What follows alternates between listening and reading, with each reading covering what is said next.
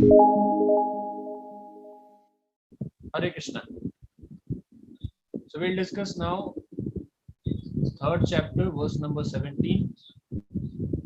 और अभी मैं पीपीटी शेयर कर रहा हूँ। तो इसमें हम देखेंगे कि लीडर किस तरह से उसको व्यवहार करना चाहिए, कैसा आचरण उसका होना चाहिए, और क्या कर्म करने योग्य है, क्या कर्म करने योग्य नहीं है, इन सब चीज के बारे में भगवान बताएंगे अगले 10 श्लोकों में। तो ये थोड़ा सा आपके लिए टेक्निकल भी हो सकता है ये सब्जेक्ट अभी जो हम डिस्कस कर रहे हैं, पर आप भगवद गीता पढ़ेंगे तो जो तात्पर्य है उसमें प्रभुपाद जी ने बहुत अच्छे से स्पष्ट रूप से चीजें बताई है। So sharing the screen with you.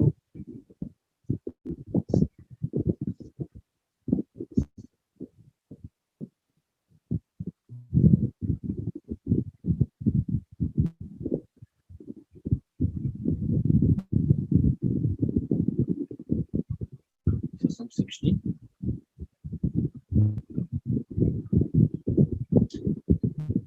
ज्ञानतिमिरन्धस्य ज्ञानाञ्जनशलाकया चक्षुरुन्मिलितं येन तस्मै श्रीगुरवे नमः।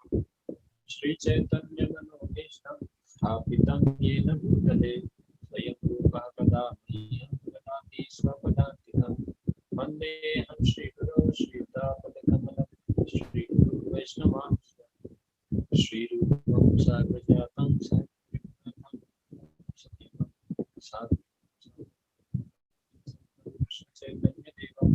श्री राधा कृष्ण पाद हे कृष्ण करुणा सिंधु दीनबंधु जगत्पते गोपेश गोपिका कांत तप्त कांचन गौरांगी राधे वृंदावनेश्वरी वाञ्छाकल्पतरुभ्यश्च कृपा सिन्धुभ्यैव च पतितानां मां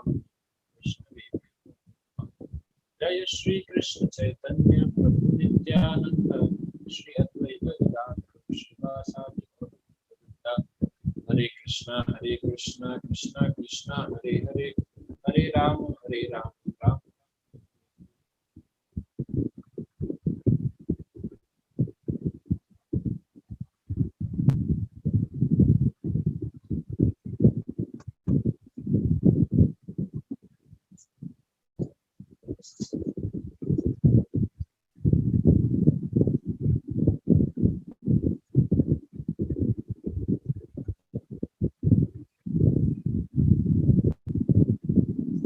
देखिए यहाँ पे जो पहला शब्द प्रयुक्त हो रहा है अनुवाद में वो है किंतु। किंतु कब आता है? जब इससे पहले कोई स्टेटमेंट दिया गया हो और उस स्टेटमेंट के बाद उसको कॉन्ट्राडिक्टरी स्टेटमेंट हम ले रहे हैं, तब वहां पर हम कह रहे हैं किंतु, या उसके सपोर्ट में कोई ऐसा एक विरोधाभास दूसरा एक स्टेटमेंट ले रहे हैं, इसीलिए हम कह रहे हैं किंतु। तो ये श्लोक में अभी भगवान बता रहे हैं कि जो व्यक्ति कृष्ण भावनामृत के कार्यों में संतुष्ट रहता है उसके लिए और कोई कर्तव्य नहीं होता।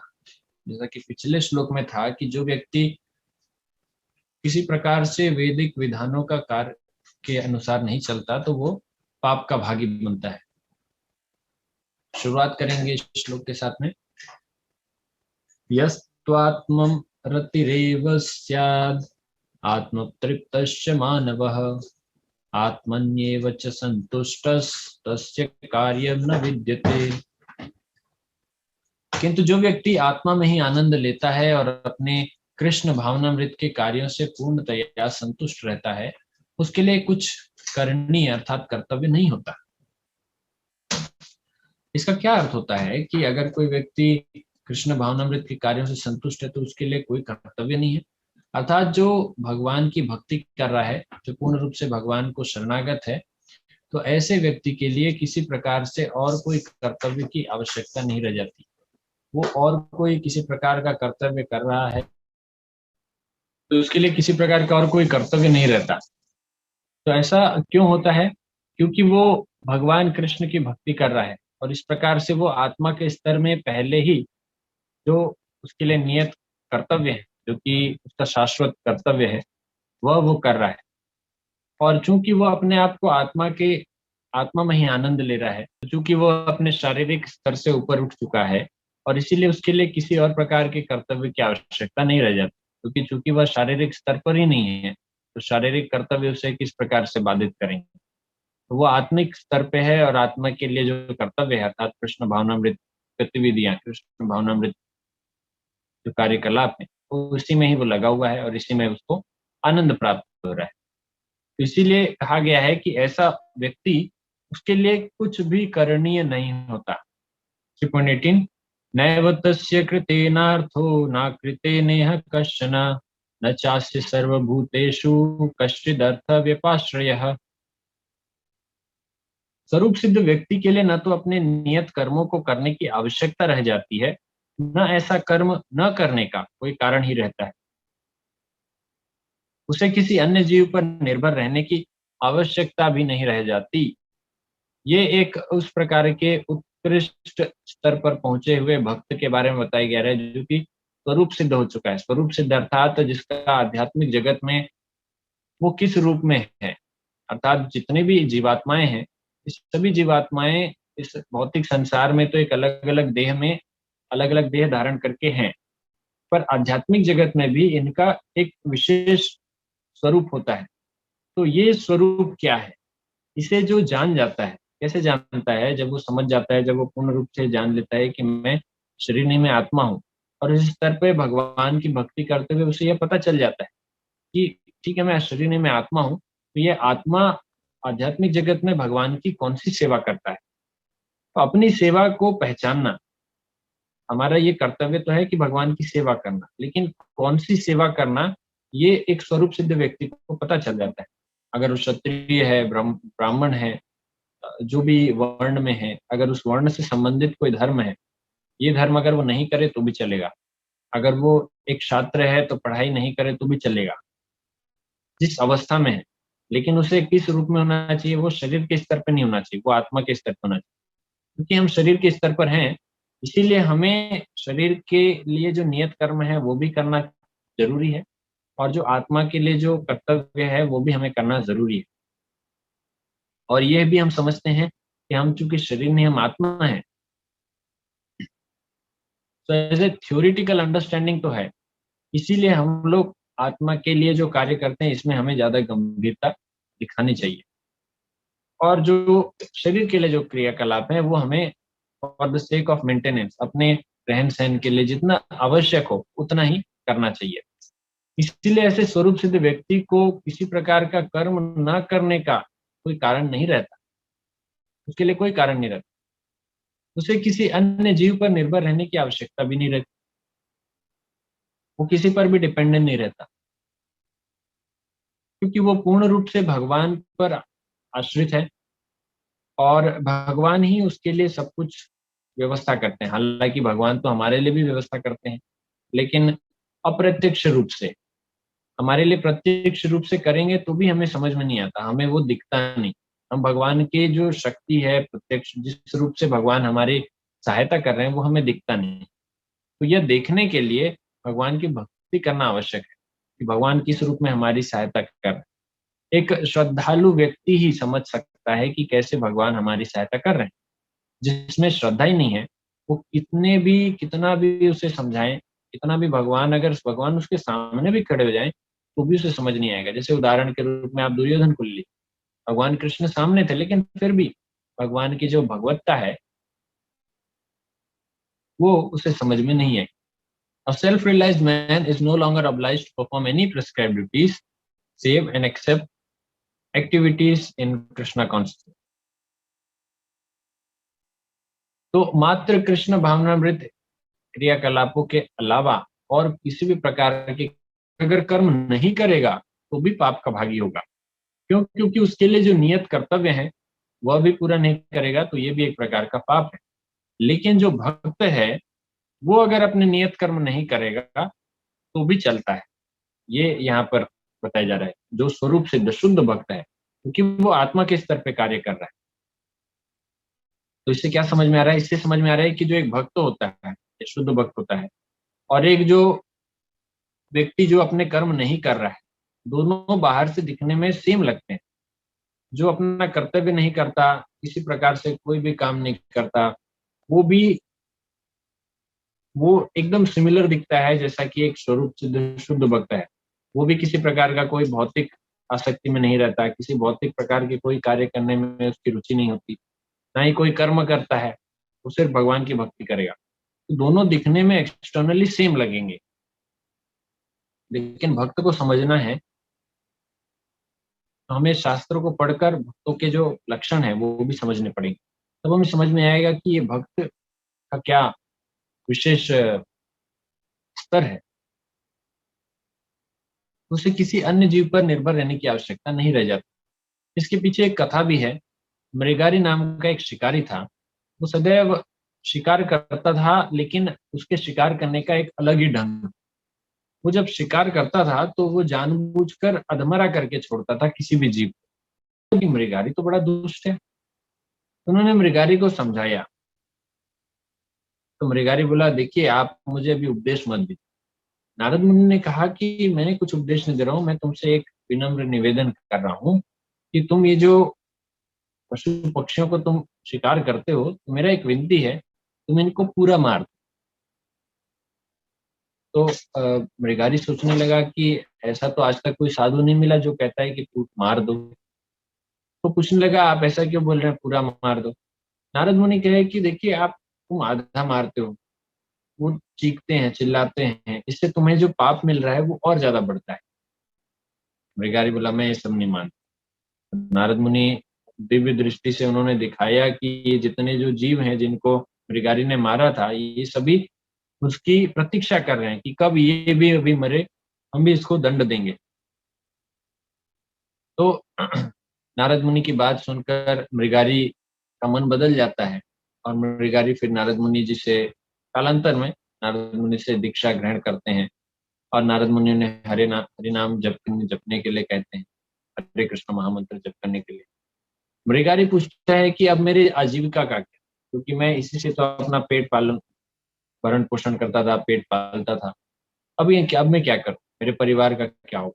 नारद मुनि ने कहा कि अगर तुम भगवान को याद कर रहे हो, तो जब भगवान की भक्ति करते हैं तो भगवान फिर उनका भरण पोषण करते हैं।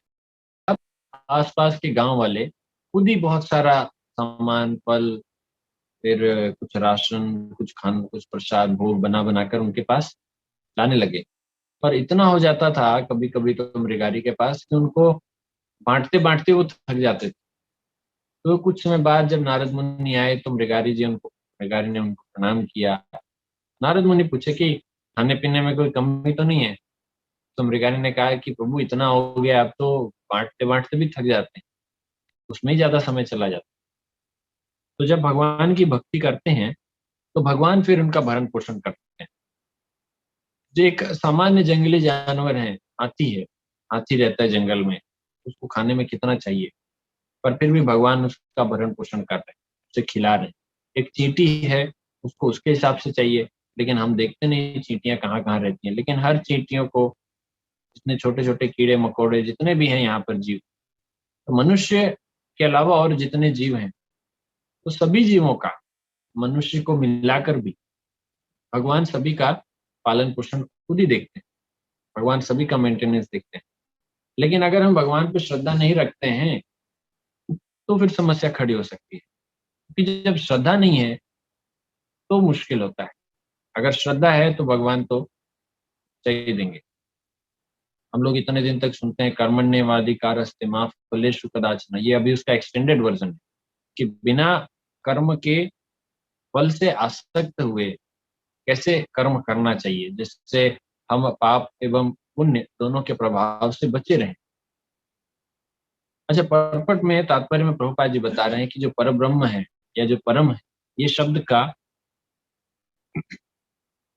जो भक्त हैं उनके लिए भगवान है। इस शब्द के अर्थ अलग अलग अर्थ है। तो परम शब्द का अर्थ भक्तों के लिए भगवान है, अर्थात अनासक्त होकर कर्म करने से भक्तों को भगवान की प्राप्ति होती है। एवं जो निर्विशेषवादी हैं, अर्थात जो निराकार ईश्वर की उपासना करते हैं, निराकार ईश्वर का भजन करते हैं, पूजा करते हैं, तो उनके लिए परम शब्द का अर्थ मोक्ष है। अनासक्त होकर अगर कोई कर्म करता है तो उसे मोक्ष की प्राप्ति। लेकिन भक्तों को कौन प्राप्त होते हैं? भगवान प्राप्त। तो ये अनासक्त होकर कर्म कैसे करते हैं? तो अनासक्त होकर, इसके बारे में भी उदाहरण है कि यदि हम कोई भी कर्म कर रहे हैं और इस कर्म के लिए हम अपने आप को कर्ता न मानकर भगवान को इस कर्म का फल को सौंपना है, ये हम पहले से अगर हमने निर्धारित कर लिया है कि इसका जो भी फल मिलेगा ये भगवान को मिलेगा, हम उनके लिए कर रहे हैं, तो यहाँ पर हमें किसी प्रकार से आसक्ति, इसे कहते हैं निष्काम कर्म योग, बिना किसी प्रकार से आसक्ति के कर्म करना। यहाँ पर हम ना कर्म से आसक्त हैं ना कर्म फल से, कुछ भी नहीं चाहिए, क्योंकि ये जो भी चीज है ये भगवान के लिए कर रहे हैं। ये कर्म भगवान, ये जो कर्म है, ये कर्म हम भौतिक कर्म कर रहे हैं, भौतिक संसार में जो हम कर्म करते हैं, लेकिन इसका जो फल है हम ये ऐसा मानकर कर रहे हैं कि जो फल है ये भगवान को प्राप्त हो रहा है। तो इस तरह से वो भक्ति के क्षेत्र में आता है। दूसरे प्रकार का ये भगवान के लिए कर्म है, यहाँ पर किसी प्रकार से भौतिक रूप से कोई कुछ अचीवमेंट यहाँ पर मिलेगा ही नहीं। ये जो पढ़ाई है ये सिर्फ सीधे शास्त्रों की पढ़ाई, वो किसी प्रकार से और कोई पढ़ाई नहीं कर रहा है। दो स्टूडेंट हैं, एक ग्रेजुएशन कर रहा है, पढ़ाई कर रहा है, और एक जो स्टूडेंट है वो सदैव शास्त्रों के बारे में पढ़ रहा है, भगवान की चर्चा पढ़ रहा है, भगवत गीता पढ़ रहा है, भागवतम पढ़ रहा है, और वो दूसरों को बता रहा है। तो एक प्रकार ये दोनों जो है ये अलग अलग प्रकार की एक्टिविटीज है। एक जो है वो कर्म कर रहे हैं पर उसका फल भगवान को दे रहे हैं, दूसरा जो है वो कर्म ही भगवान के लिए। दोनों में हम अनासक्त होकर कर्म कर रहे हैं, किसी प्रकार से आसक्ति नहीं है, किसी प्रकार से फल पाने की इच्छा नहीं है। अनासक्त होकर कर्म करने से पर ब्रह्म परम की प्राप्ति होती है। आगे देखते हैं उसको हम डिटेल में। कर्मण्येव हि संसिद्धिम आस्थिता जनकादयः लोक संग्रह में वापि संपश्यन कर्तुम अर्हसि। उदाहरण दिए हैं भगवान कृष्ण कि अनासक्त होकर कैसे कर्म करते हैं। तो मैंने अपने कॉलेजेस में देखा था, अपने कॉलेज के वर्कशॉप में मैंने देखा था, वर्क इज वर्शिप। तो हम वर्कशॉप में जाते थे, वहाँ पर जो भी अलग अलग प्रकार के शॉप्स हैं, कारपेंट्री शॉप है, मशीन मशीनरी शॉप है, जो भी शॉप है, तो यहाँ पर हम जो काम करते हैं, क्या हम वहाँ पर किसी प्रकार के कर्म से अनासक्त होकर कार्य करते हैं? पर वहाँ पे बोर्ड में लिखा जरूर है वर्क इज वर्शिप, क्योंकि वो वर्कशॉप है, कार्यशाला है, तो जगह है, इसलिए हम करते हैं। या फिर कहीं हॉस्पिटल में लिखा होगा वर्क इज वर्शिप। तो विच वर्क इज वर्शिप? भगवान की पूजा कैसे, किस प्रकार के कर्म वर्शिप है? देखिए, दो डॉक्टर्स हैं, अभी यहाँ पर डॉक्टर्स की भी बात करें, कुछ लोग कहते हैं कि डॉक्टर भगवान के रूप में, लेकिन डॉक्टर्स भगवान के रूप में इसको भी आप दो तरीके से देख सकते हैं। एक डॉक्टर है जो कि दूसरों के लिए इलाज करता है, सब कुछ अच्छे से उनको मुहैया करा रहा है, सब ठीक से कर रहा है, यहाँ पर उसको अपनी सैलरी भी मिलती है, उसकी वाहवाही भी होती है, बहुत अच्छे डॉक्टर हैं, कितना अच्छा काम किया, इतने लोग की कोविड से जान बचाई। वहीं दूसरे एक और डॉक्टर हैं जो वैसा ही काम करते हैं, लेकिन साथ-साथ जब उनसे पूछा जाता है कि आप ऐसा कैसे कर सकते हैं? आप ऐसा कैसे कर पाते हैं? आपको इतना साहस कहाँ से मिलता है? आपके परिवार वालों की रक्षा करने का, उनके उत्तरदायित्व के बारे में आप सोचते नहीं? तो अगर वो कहता है कि नहीं, मुझे भगवान के जीवन से ये प्रेरणा मिलती है, किस प्रकार से भगवान श्री कृष्ण भी ऐसा ही उन्होंने रोल प्ले किया था, भगवान श्री रामचंद्र जी ने भी अपना ऐसा ही रोल प्ले किया था। दूसरों के लिए, कल्याण के लिए अपने परिवार को उन्होंने, अपने परिवार के बारे में ज़्यादा नहीं सोचा।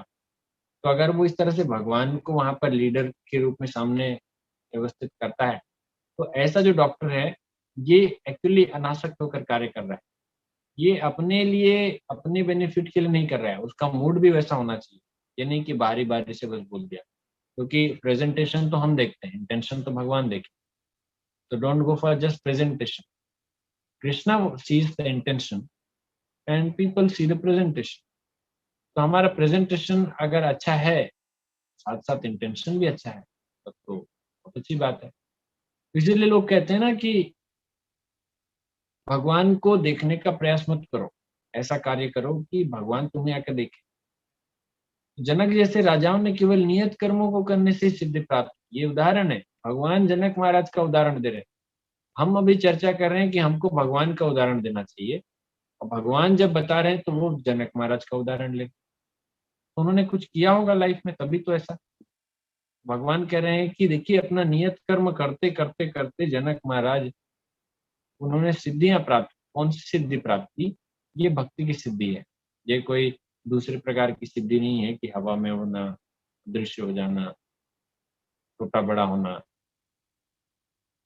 अतः सामान्य जनों को शिक्षित करने की दृष्टि से तुम्हें कर्म करना चाहिए। तो मैं बता रहा था कि भगवान कृष्ण भी जनक महाराज का उदाहरण दे रहे हैं, और जनक महाराज ने, जिसको कि विदेह भी कहा जाता है, आप लोगों ने जनक महाराज के बारे में सुना होगा। विदेह अर्थात जो अपने देह से विरक्त हो चुका है, जो सदैव आत्मा के स्तर पे कार्य करता है। वो भौतिक संसार के शारीरिक दृष्टि से, शारीरिक जो स्तर से ऊपर उठ चुके हैं, इसलिए उनका नाम विदेह राज। जनक महाराज सदैव नियत कर्म करते करते करते सिद्धि को प्राप्त किए। अब ये जो सिचुएशन है जहां पर अर्जुन को भगवान कृष्ण कह रहे हैं, यहाँ पर अर्जुन कर्म नहीं करना चाहता, अर्जुन भागना चाहता है, लेकिन भगवान उससे कह रहे हैं कि युद्ध करो। अर्जुन के लिए युद्ध करना नियत कर्म है, लेकिन भगवान के आदेश आने के कारण यह नियत कर्तव्य अभी उसके लिए शाश्वत कर्तव्य बन चुका है। ये शाश्वत धर्म बन चुका है। आत्मा के लिए भगवान का आदेश को पालन करना शाश्वत धर्म है। अर्जुन के लिए युद्ध करना एक विशेष धर्म है, उच्च उत्कृष्ट धर्म। अब हम देखते हैं ये जो एक इम्पॉर्टेंट श्लोक है इसके बाद, कि फिर यहाँ पर जो तात्पर्य में प्रभुपाद जी बता रहे हैं कि although one who is situated in Krishna consciousness may not have any interest in the world, he still works to teach the people how to live and how to act. तो कृष्ण भावनामृत में स्थित रहने वाला व्यक्ति, वैसे तो उसके लिए कोई कर्तव्य नहीं होते, लेकिन फिर भी सांसारिक दृष्टिकोण से शिक्षा देने के लिए वो सदैव कार्य करता है, कर्म करता है। और वो कर्म कैसा होता है कि कैसे रहना चाहिए, इस परिस्थिति में कैसा व्यवहार करना चाहिए, कैसा रिएक्ट करना चाहिए। जैसा कि अभी आप भगवान कृष्ण को ही देख लीजिए। कृष्ण भगवान है, वो तो एक शुद्ध भक्त कहें या फिर कृष्ण भावनामृत में स्थित व्यक्ति कहें, इनसे तो कितने ऊपर हैं, क्योंकि ये सदैव यही कृष्ण है, स्वयं कृष्ण है। तो इनके लिए किसी प्रकार का कर्म की क्या आवश्यकता? पर फिर भी भगवान कृष्ण कर्म कर रहे हैं। भगवान श्री रामचंद्र जी ने कर्म किया। अब इसको कैसे समझे कि भगवान कृष्ण ने कर्म किया, भगवान श्री रामचंद्र जी ने कर्म किया, हमको भी करना चाहिए। नियत कर्म हमें भी करना चाहिए, लेकिन उसके साथ साथ हमें यह भी ध्यान देना चाहिए कि हम शरीर नहीं, हम आत्मा है, इसीलिए वह कर्तव्य भी आवश्यक है, और वो ज्यादा आवश्यक। हमें तो दूसरों को शिक्षित करने की दृष्टि से वो कर्तव्य करना चाहिए शारीरिक दृष्टिकोण से, अन्यथा लोग सोचेंगे तो पागल हो गया। जो भक्त है वो कहेंगे ये पागल हो गया। लेकिन वो, जैसे गोपियां थी, गोपियों को ब्रजवासी, वहां पर ब्रजवासी जब भगवान कृष्ण से मिलने के लिए गोपियां जाती थी, तो उन्हें उन्हें एक प्रकार से पागल ही कहा जाता था कि देखो कैसे पागल हो गए। खैर वो स्थिति अलग बात है, पर इस भौतिक संसार में जब तक हम हैं, तो हम भगवान से भगवान की भक्ति भी करें, और इस शरीर को चलाने के लिए जो मिनिमम बेयर नेसेसिटीज हैं उसका भी पालन करें। तो इतना तो जरूरी है, इसके लिए हमें कर्म करना चाहिए। ये जो शिक्षा है, ये भगवान अर्जुन को प्रिलिमिनरी शिक्षा दे रहे हैं। यहाँ पर अभी कंक्लूजन नहीं आया, कंक्लूजन एंड में आएगा। हम यहाँ पर ऐसा कंक्लूड नहीं कर रहे हैं कि कर्म ही करना चाहिए। भगवान अभी थर्ड चैप्टर में, तो भगवान अभी कंक्लूड नहीं कर रहे हैं, भगवान कर्म की महिमा बता रहे हैं, कर्म क्यों करना चाहिए। बहुत महत्वपूर्ण श्लोक है आज के परिप्रेक्ष्य में। यद्यदाचरति श्रेष्ठस्तत्तदेवेतरो जनः स यत् प्रमाणम कुरुते लोकस्तदनुवर्ते। महापुरुष जो जो आचरण करता है, सामान्य व्यक्ति उसी का अनुसरण करते हैं। वह अपने अनुसरणीय कार्यों से जो आदर्श प्रस्तुत करता है, संपूर्ण विश्व उसका अनुसरण करता है। विशेष रूप से आज की परिस्थिति में हम देखें तो कौन है रोल मॉडल? किसी बच्चे से, किसी कॉलेज के स्टूडेंट से अगर रोल मॉडल पूछा जाए तो वो किसी फिल्मी एक्टर का नाम बताएगा। तो जनरली ज्यादातर, या कोई स्पोर्ट्स खिलाड़ी, तो वो जिस प्रकार का आचरण करता है सामान्य व्यक्ति उसी का अनुसरण करते हैं। कई बार हम देखते हैं कि कोई कोई स्टार है, चाहे क्रिकेट स्टार हो या फिल्म का स्टार हो, वो किसी प्रकार के विशेष प्रकार से हेयर स्टाइल रखेगा या किसी विशेष प्रकार के उसके कपड़े के ढंग होंगे, तो फिर पूरा का पूरा जो मास है वो ऐसे ही फॉलो करने लगता है। मुझे याद है 2008 में एक मूवी आई थी जहाँ पे एक हीरो का एक अलग ही हेयर स्टाइल था, जहाँ पे वो टकला था। तो फिर पूरा जितने भी, मतलब आसपास में कई लोगों को देखा, सभी लोग वैसे ही हेयर स्टाइल रखने लगे। फिर कुछ समय बाद कुछ किसी क्रिकेट स्टार ने, उसने अपनी दाढ़ी बढ़ा के रखी थी। उसी प्रकार से बहुत सारे जो कॉलेज के यूथ हैं वो भी अपनी दाढ़ी बढ़ाने लगे। तो हम देखते हैं कि ये भगवान ये जो श्लोक कह रहे हैं ये ऐसे ही प्रकार की स्थिति के लिए कह रहे हैं, लेकिन भगवान ने यहाँ पर जो शब्द यूज किया है वो है श्रेष्ठस। यद्यद आचरति श्रेष्ठस, श्रेष्ठस अर्थात महापुरुष। हम यहाँ पर महापुरुषों की बात कर रहे हैं, जो लर्नेड हैं, जो विद्वान हैं, जो कैरेक्टर वाले जो युवक हैं, पुरुष हैं, हम ऐसी बात कर रहे हैं, ऐसे ऐसे लोगों की बात कर रहे हैं। ये नहीं कि चरित्रहीन लोग हैं जिस प्रकार का भी कार्य करें, चरित्रहीन व्यक्ति। आज तो समाज में इन्हीं प्रकार के लोगों की ज्यादा बोल चल रहे हैं, ऐसे ही लोगों की वाणी ज्यादा चलती है। अगर कोई सिगरेट पीते हुआ दिखा तो फिर बाकी लोग भी वैसे ही करेंगे। अगर कोई किसी प्रकार से कोई, इसीलिए हम देखते हैं ना कि जो मूवी स्टार हैं या क्रिकेट स्टार हैं या फुटबॉल के स्टार हैं, जो भी स्टार्स हैं सो कॉल्ड, वो आपको विस्की का, बियर का, सिगरेट का और भी जो भी खराब चीजें हैं, या अभी जो चल रहा है ड्रीम इलेवन, प्लेइंग इलेवन, जुआ का, सट्टेबाजी का, इस सब चीज का वो प्रचार करते हुए आपको दिखेंगे।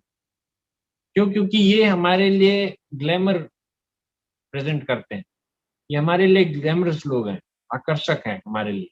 हम इनको देख के आकर्षित हो जाते हैं। नहीं तो क्या जरूरत है कि पेप्सी, कोला, फैंटा, इस सब चीज का एडवर्टीजमेंट हीरो हीरोइन से कराया जाए। ये चीजें तो जरूरत ही नहीं है हमें। गर्मी की ऋतु है, आप नींबू पानी पीजिए, ठंडा पानी पीजिए, या कुछ और शरबत बनाइए, फ्रूट जूस बनाइए, मैंगो शेक बनाइए। लेकिन ये कोका कोला या जो भी कोल्ड ड्रिंक्स वगैरह है, सॉफ्ट ड्रिंक्स हैं, जो भी है, वास्तव में इसकी कोई जरूरत नहीं है हमारे लाइफस्टाइल से। इसका कोई लेना देना नहीं है, या सोडा वगैरह जो भी। पर लोग ये सब चीज क्यों लेते हैं? क्योंकि वो जब टीवी पे देखते हैं कि ये भी लेते हैं, वाह, इसमें रियल मैंगो जूस है, इसमें रियल, अब इसको अगर पीऊंगा तो मेरा डर खत्म हो जाएगा। इस तरह के जो एडवर्टीजमेंट है, इसको देख के लोग और प्रभावित हो जाते हैं। हाँ, तो महापुरुष जो आचरण करते हैं सामान्य व्यक्ति उसका अनुसरण करते हैं, ऐसा भगवान बता रहे हैं। लेकिन आजकल हमारे लिए महापुरुष तो ये हो गए,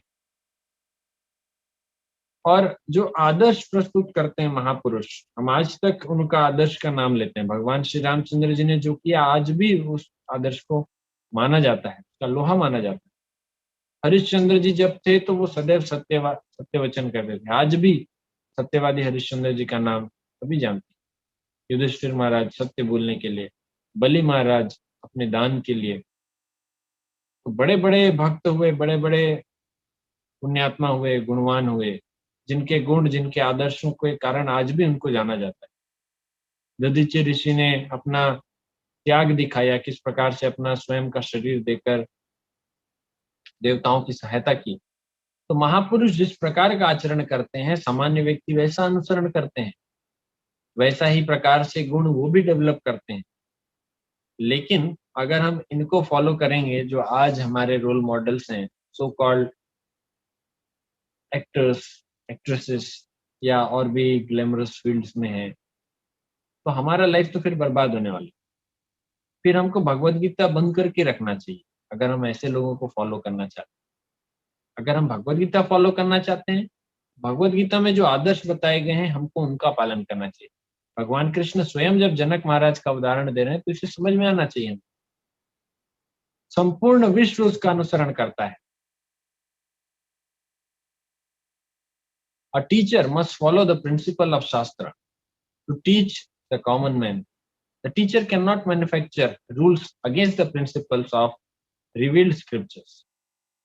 अच्छा, कोई प्रोफेसर है, वो अगर क्लास में पढ़ा रहा है कि स्मोकिंग करना डेंजरस है, स्मोकिंग नहीं करना चाहिए, और क्लासरूम से बाहर आकर खुद स्मोकिंग करता है, तो क्या लगता है उसका ज्ञान आपको कितना प्रभावित करेगा? बल्कि इसके उलट, जो व्यक्ति खुद स्मोकिंग कुछ नहीं करता, जिसका आचरण अच्छा है, जिसका कैरेक्टर अच्छा है, वो अगर आपको कैरेक्टर के बारे में बताएगा तब हमें ज्यादा प्रभावित करेगा। इसके पीछे एक घटना है, आप लोगों ने सुना होगा। एक संत थे और एक माता जी अपने बच्चे को लेकर उस संत के पास गई और उन्होंने कहा कि मेरा बेटा बहुत चॉकलेट खाता है, बहुत मिठाई खाता है। तो संत ने कहा कि ठीक है, मैं क्या करूं? तो माता ने कहा कि आप इसको बोल दीजिए, तो आपका तो इतना प्रभाव है कि ये छोड़ देगा। तो फिर संत ने कहा कि ठीक है, मुझे 1 हफ्ते का समय दीजिए, मैं कुछ उपाय करूंगा। 1 हफ्ते के बाद जब वो वापस उनको लेके आई, उस बच्चे को, संत ने कहा देखो बेटा, कल से मिठाई मत खाना, स्वीट नहीं खाना चाहिए ना, दांत खराब हो जाता है। लड़का बोला ठीक है, मैं नहीं खाऊंगा। तो उसकी माता ने बोला कि आपने इतना ही बोलने के लिए 1 सप्ताह क्यों लिया? संत ने कहा कि देखिए, 1 सप्ताह पहले मैं खुद ना स्वीट खाता था, मुझे खुद मीठा खाने का एक आदत, अगर मैं तब कहूंगा तो मेरी बात का कोई प्रभाव नहीं पड़ेगा। अगर मैं स्वयं पालन करता हूँ तब मैं अगर कहूंगा तो इसका प्रभाव पड़ेगा। इसीलिए a teacher must follow the principle of शास्त्र। किसी को कुछ पढ़ाना है तो खुद भी तो पालन करना पड़ेगा। हम खुद ही पालन नहीं करेंगे, दूसरों को सिखाएंगे, क्या मतलब? The teacher can not manufacture rules against the principle of revealed scripture. और जो शिक्षक है, वो किसी भी प्रकार से अपने से कुछ नियम कानून नहीं बना सकता कि मैं अपने लिए अपने हिसाब से कुछ भी चेंज करूं। वो उसके लिए सही नहीं है। न मे पार्थास्ति कर्तव्यम त्रिषु लोकेषु किंचन नानवाप्तव्यम वर्त एव च कर्मणि। हे प्रथापुत्र, तीनों लोकों में मेरे लिए कोई भी कर्म नियत नहीं, न मुझे किसी वस्तु का भाव है और न आवश्यकता ही है, तो भी मैं नित्य कर्म नियत कर्म करने में तत्पर रहता हूँ।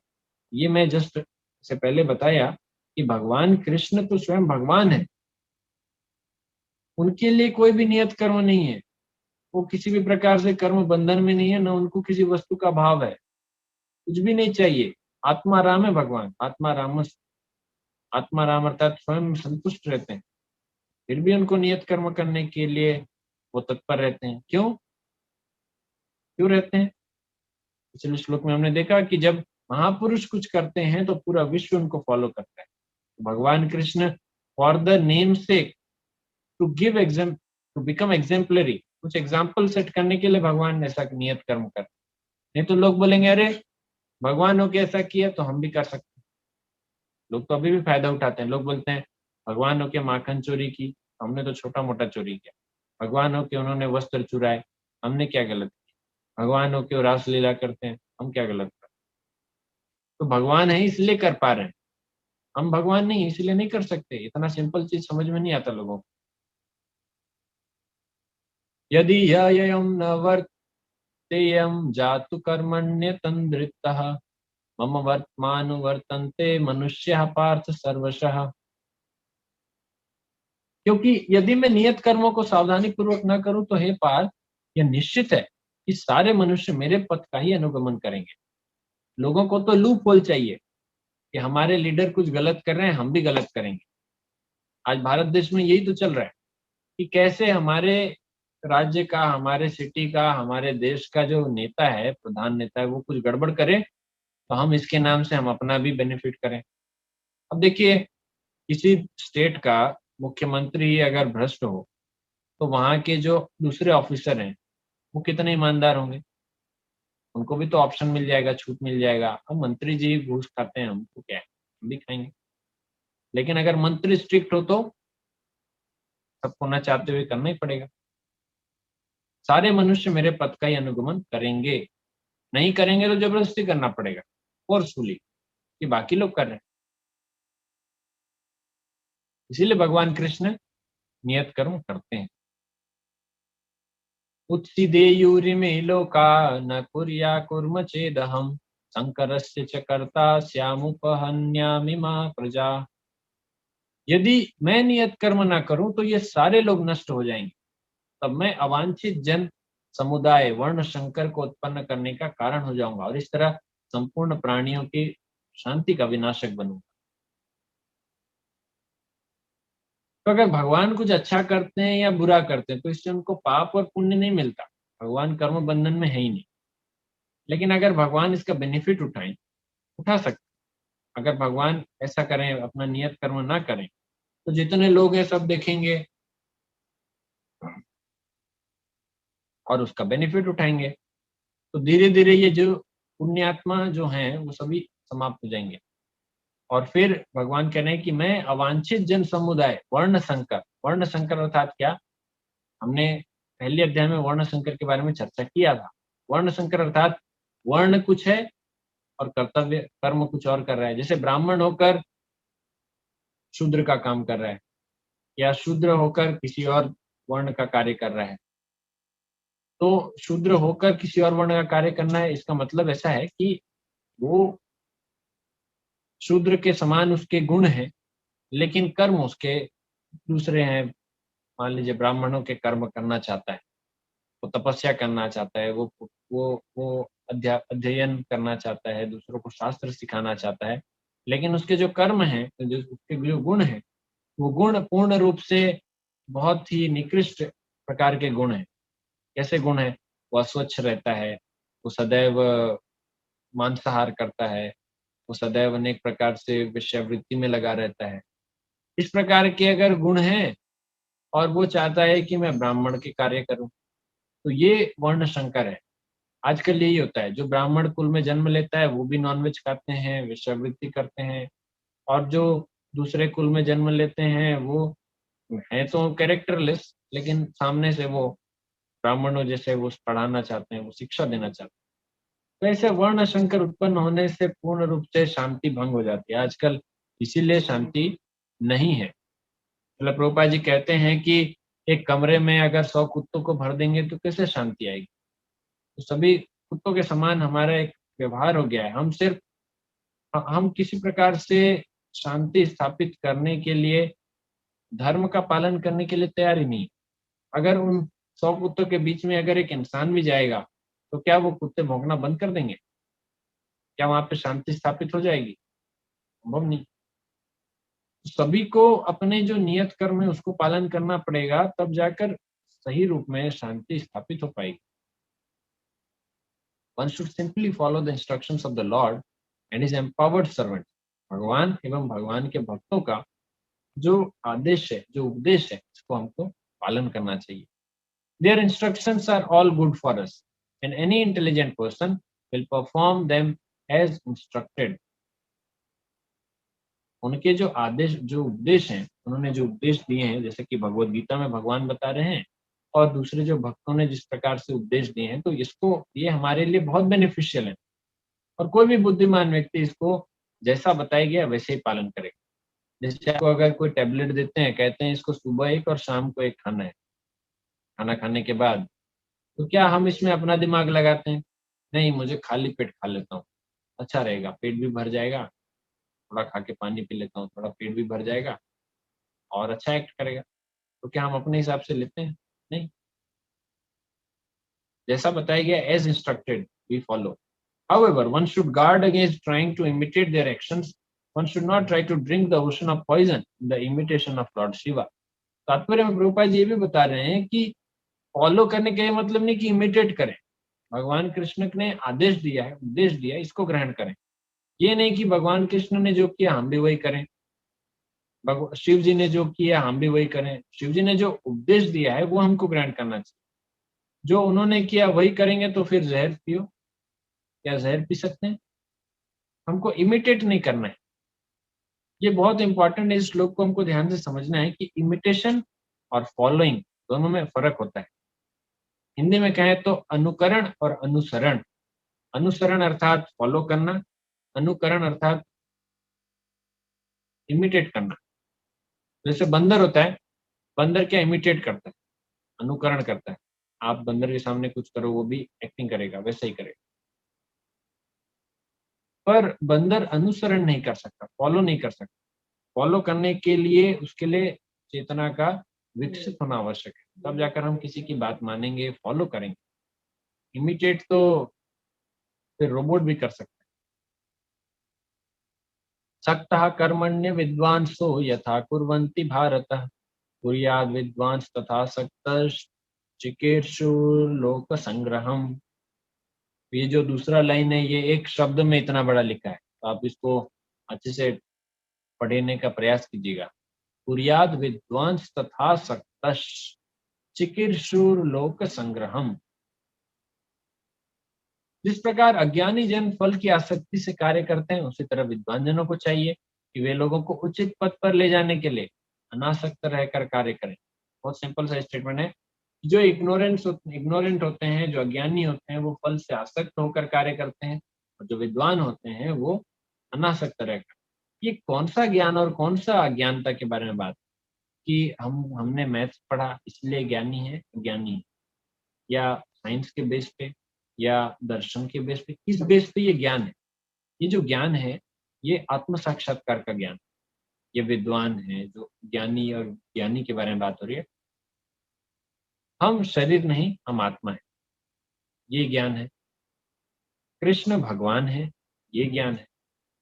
कृष्ण भगवान है एवं आत्मा भगवान का अंश है, इसीलिए आत्मा सदैव भगवान की सेवक, ये ज्ञान। ये तीन ज्ञान के अलावा अगर हम किसी और प्रकार के ज्ञान जानते हैं तो वो अज्ञान।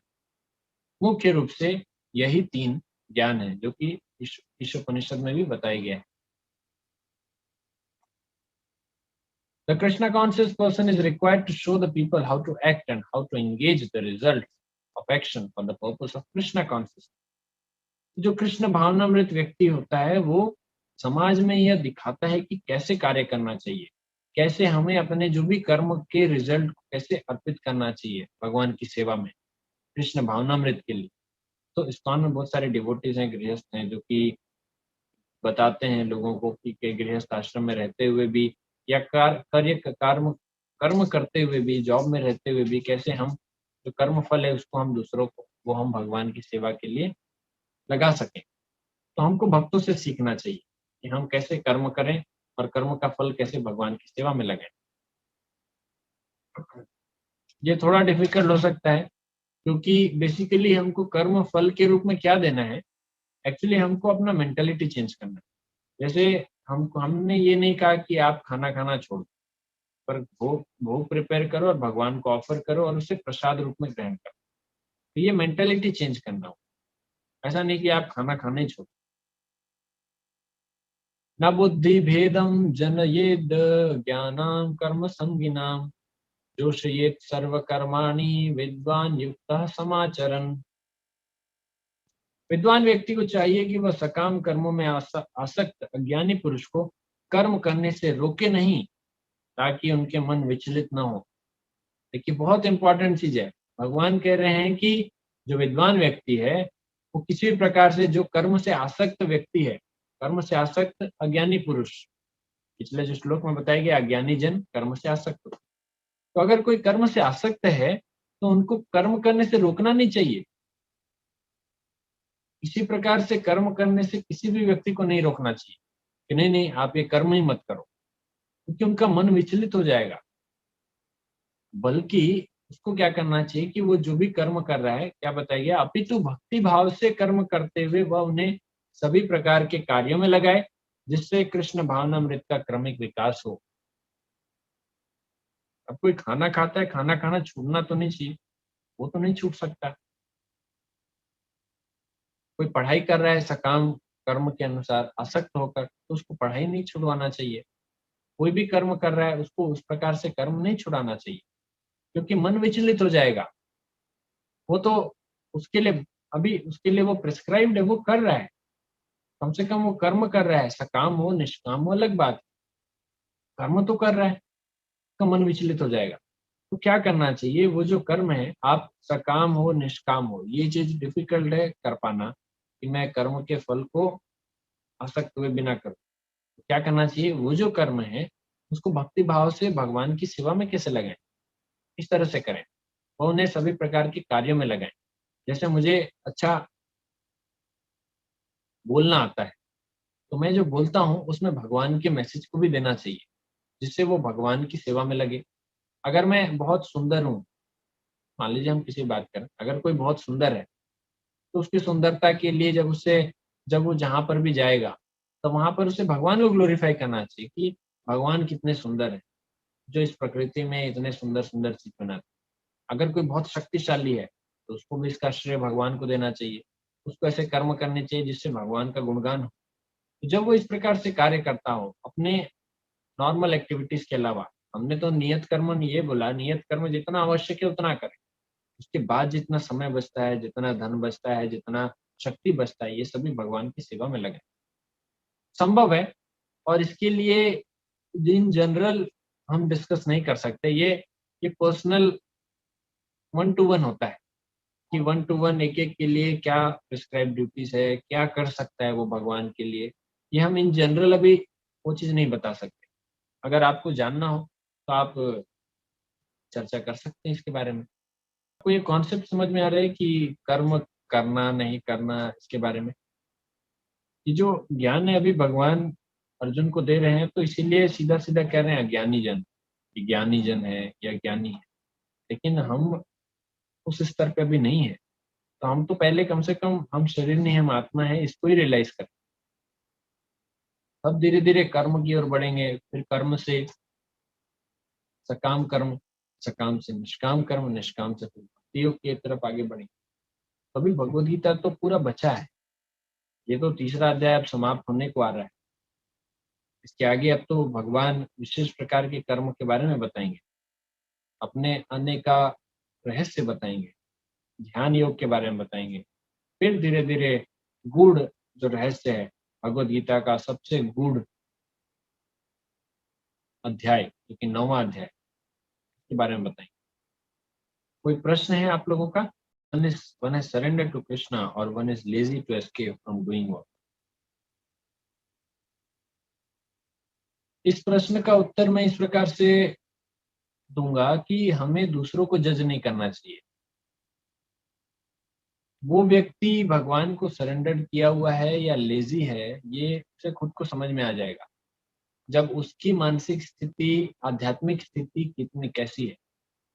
क्या वो आध्यात्मिक रूप से विकास कर रहा है, विकसित हो रहा है, वो भगवान की भक्ति में लगा हुआ है, या सिर्फ भगवान के नाम से वो आलसी बना हुआ है।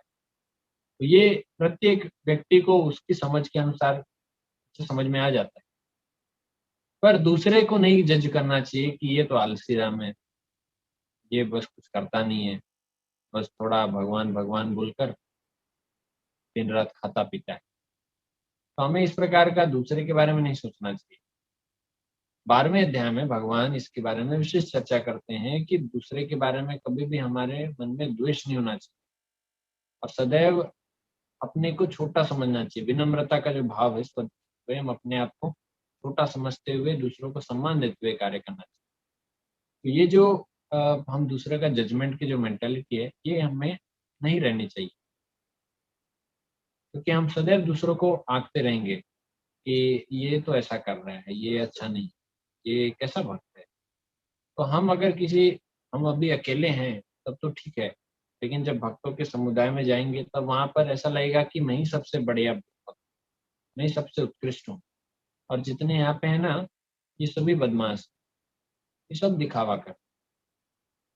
तो जब हमारे मन में ऐसी बात आती है तो समझ जाइए हम भी दिखावा कर, हम भी बदमाश, क्योंकि हम दूसरों के बारे में ऐसा सोच रहे हैं। तो हमें अपने लिए ये जजमेंट करना चाहिए, अपने लिए जज करना चाहिए। इसीलिए आध्यात्मिक जीवन जो है वो एक एक्सपेरिमेंट है। उस एक्सपेरिमेंट के सब्जेक्ट भी हम हैं, ऑब्जेक्ट भी हम हैं, ऑब्जर्वर भी हम हैं, राइट। तो हम अपने ऊपर ही एक्सपेरिमेंट कर रहे हैं और हम ही फील कर रहे हैं। इसीलिए ये अपने अपने पे डिपेंडेंट, स्वयं पे आधारित, स्वयं पे निर्भर करता है। इसीलिए एक और कारण भी है कि भक्ति जो है वो फोर्सफुली नहीं हो सकती।